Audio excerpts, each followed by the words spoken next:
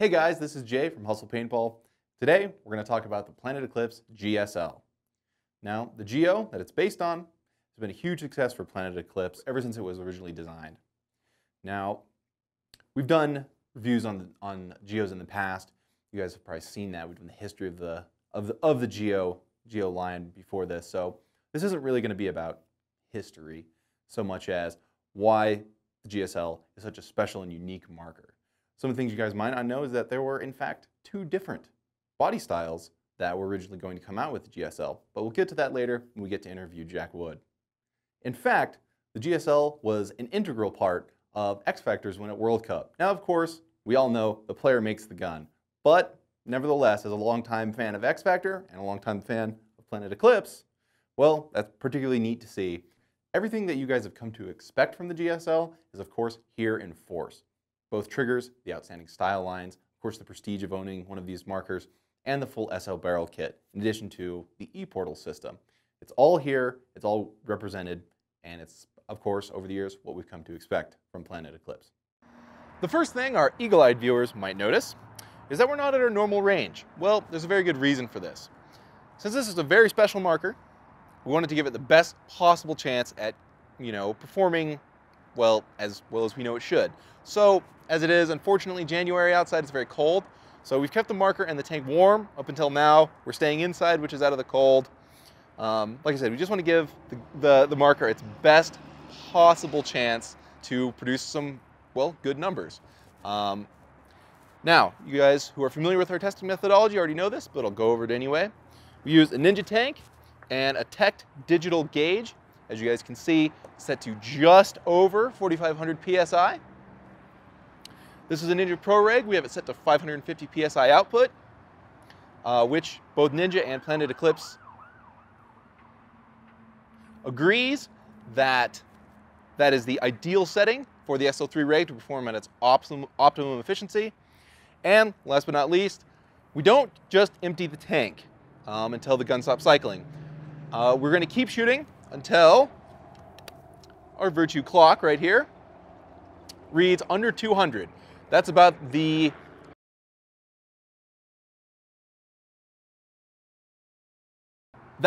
where we've predicted, or where we as paintballers feel, that paint's not going to break on people anymore. So if we keep going, it's just pointless.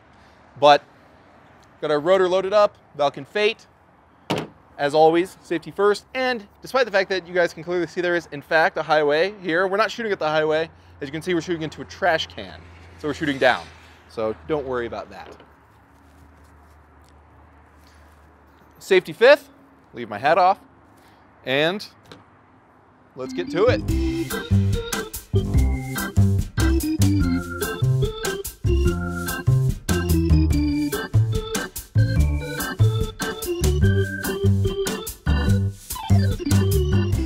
Let's hand load a couple.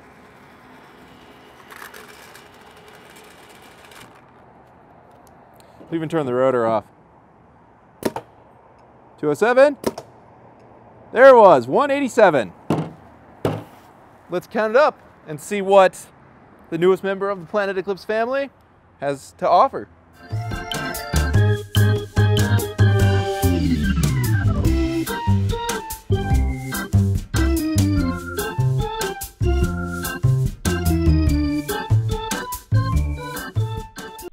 Describe what the SL line is all about, and in the process of making it, would you say that we spared no expense? Well, yeah. The second part of your question answers the first part, really. It's an exercise for us in a cost is no object. What would we like to do? What would we like to change? And what can we tweak to get the most aesthetically pleasing and the best performing product out of one of our regular products? So we look at each individual bit of the gun, piece at a time, see what we can machine off it to make it lighter or make it more aesthetically pleasing, and then go for it and nail all those individual bits, and then try and come up with, also on top of that, some unique features for each part of the gun, whether it's different triggers, different internal parts, bolts, whatever. So yeah, it's a no cost is no option. What would we do, and what we'd like to see in a package of one of our guns. Why wait so long to give the Geo an SL of its very own?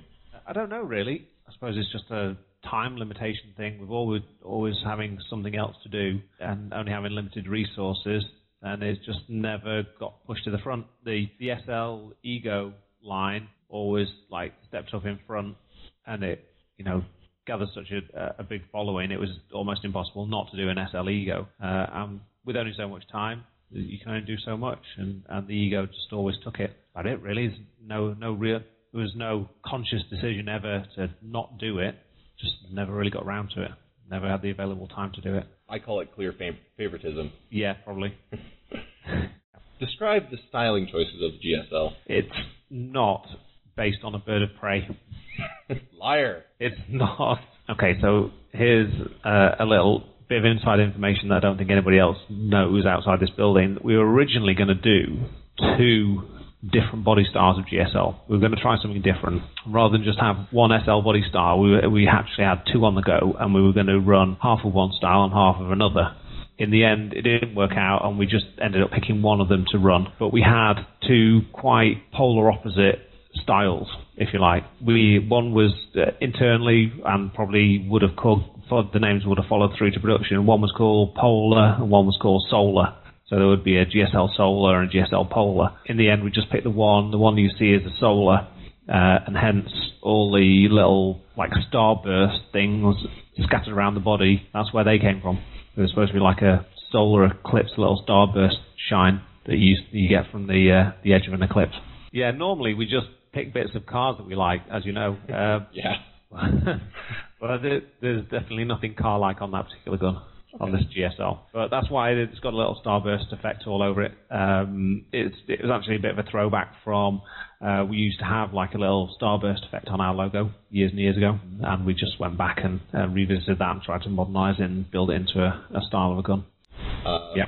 We've heard the efficiency has been increased dramatically over the vanilla marker. So how so? Yeah.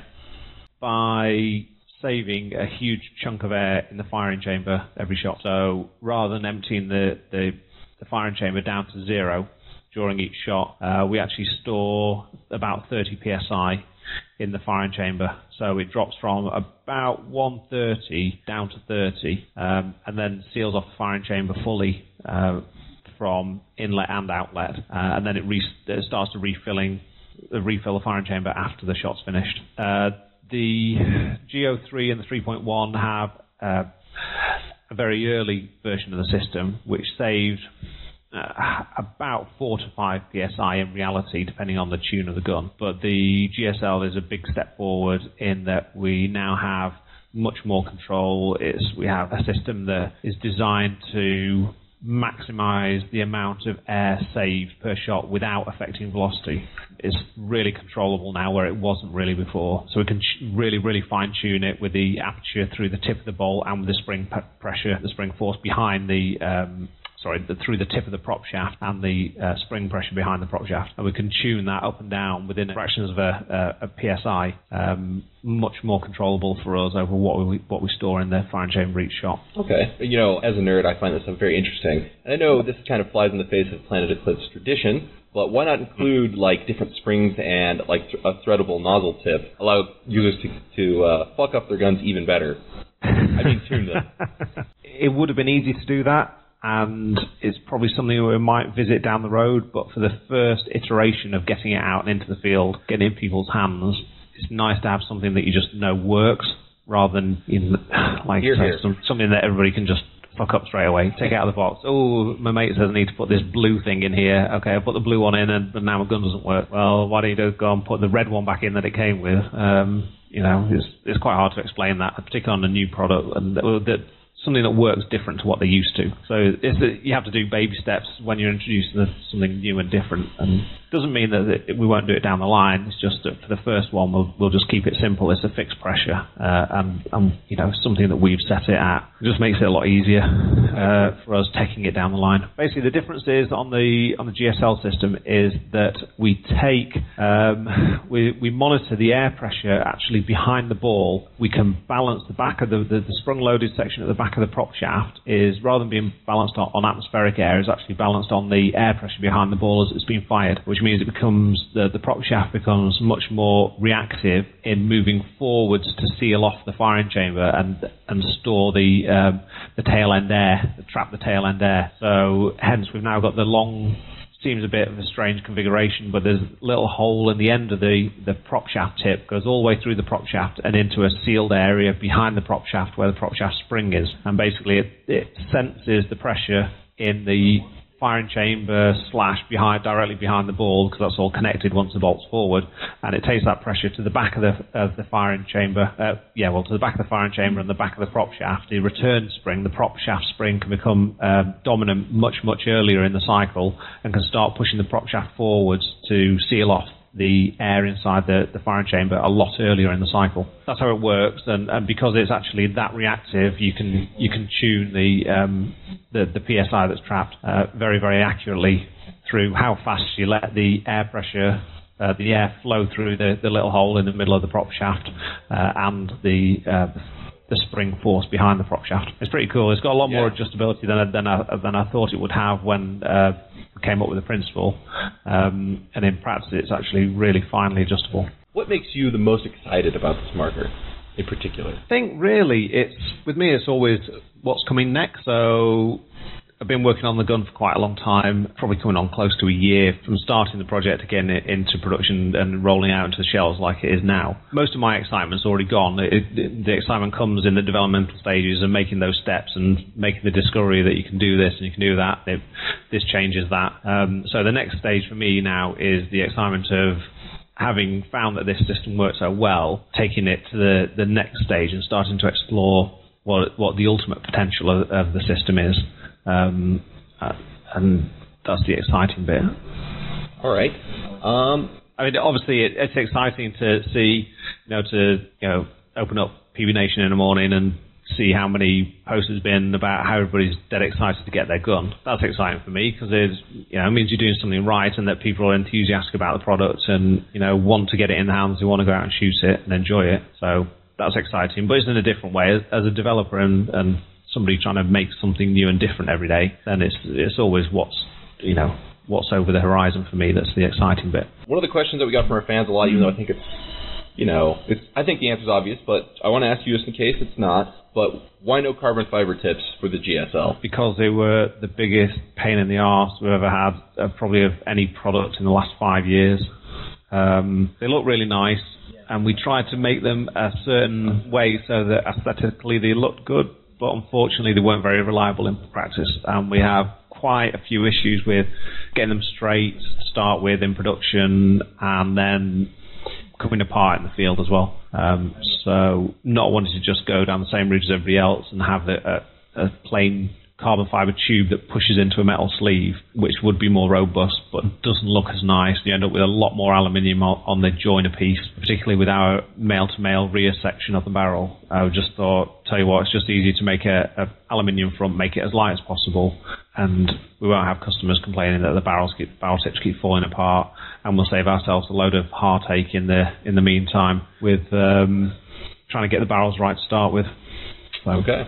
That was what I thought, but I was like, maybe there could be a different thing, No, and we discussed it at length, and they do look really, really good. We do like them, especially with a gold weave in, but they were just so much hard work for what they were, and we don't like sending stuff out to customers that then have to send it back because it's come apart. So it's easier for everybody in the long run just to make something that we know is robust and reliable. Do you guys at your office, I can imagine this is something that happens in the design department, do you guys wander around with prototype markers making paintball sound effects, trying to shoot each other around doors and stuff? Yes. Everybody does something. You don't have to work in the design department to do that. Okay. Yeah, I've got a glass-walled office here, and it just Tuesday I had a gun and I was making pew-pew noises and pointing it at things around the office, and Nicky Truter walked past and just looked through the glass and was like, "What are you doing?" Like, just shrugged at him, filling my day. We fire things at each other as well. Of course, all day. Yeah, all day. Nerf guns have actually been banned from the office, and by banned I mean I think I progressively stole all the darts to get them to stop hitting me. Like I have a desk full of like 300 darts. Yeah, we've got a wall down at the end near the canteen that's got quite a few dints in it from airsoft pellets and kind of projectiles being fired at it. So, yeah, obviously we've progressed on from firing around the office, and we just use one of the production staff downstairs and fire things at them now. Excellent. That's what they're for. Yeah, exactly. Just stand there. Just want to test this out. So trust me, it'll work. Yeah. This is totally going to be fine. You don't need a mask to turn around. That's right. Exactly. Yeah. All right, Jack. Well, it's always a pleasure. I know you got a split, so... Yep. Thank you very much as always, and hopefully we'll be talking to you pretty soon, yeah? Yeah, take care. Thanks, Jack. Good to speak to you. Cheers, mate. Bye. Of course, this is a very limited but very full-featured marker. And by the time you guys watch this, I bet all 750 that they made have already been sold out. So why are we making this then if you can't actually buy one? Truthfully, it's because at heart, the GSL is part tech demo. It's always a little bit of a glimpse into the future, but it's also part love letter to the fans of Planet Eclipse, who, as far as we're concerned, make some of the best paintball markers in the game. Every time we get wind of a new SL coming out, we always wonder, how can Planet Eclipse possibly make what we think are already the best paintball markers in the game even better? Well, Planet Eclipse finds a way.